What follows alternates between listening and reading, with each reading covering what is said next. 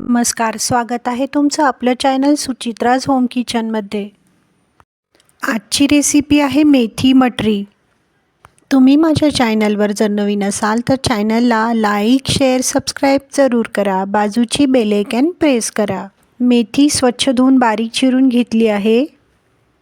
कढईमध्ये 2 चमचे तेल घालून मेथी छान परतून घ्यायची आहे। इथे तुम्ही पाहू शकता मेथी छान परतून तयार आहे। एका परातीमध्ये 2 वाटी गव्हाचे पीठ घेतले आहे। अर्धी वाटी रवा घेतला आहे। अर्धी वाटी बेसन पीठ घेतली आहे। अर्धी वाटी तांदळाचे पीठ घेतले आहे। तेलामध्ये परतून घेतलेली मेथी पिठामध्ये टाकायची आहे। मसाल्यांमध्ये हळद, लाल तिखट, धने पावडर, चवीनुसार मीठ टाकायचं आहे। इथे आपण 2 चमचे जिरे, 2 चमचे ओवा आणि 2 चमचे तीळ टाकले आहेत। सर्व साहित्य एकसारखे छानसे मिक्स करून घ्यायचे आहे।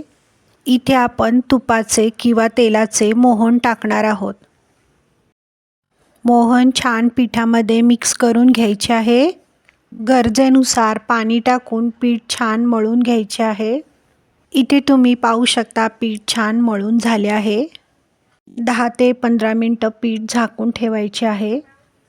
कणकेचा एक छोटा गोळा घेऊन पोळपाटावर गोल अशी लाटी लाटून घ्यायची आहे। इथे तुम्ही पाहू शकता पोळपाटावर लाटी आपण गोल अशी लाटून घेतली आहे। इथे आपण मैद्यामध्ये 2 ते 3 चमचे तूप टाकून छानशी स्लरी बनवून घेतली आहे। कणकेच्या लाटीवर ही स्लरी छान पसरून घ्यायची आहे।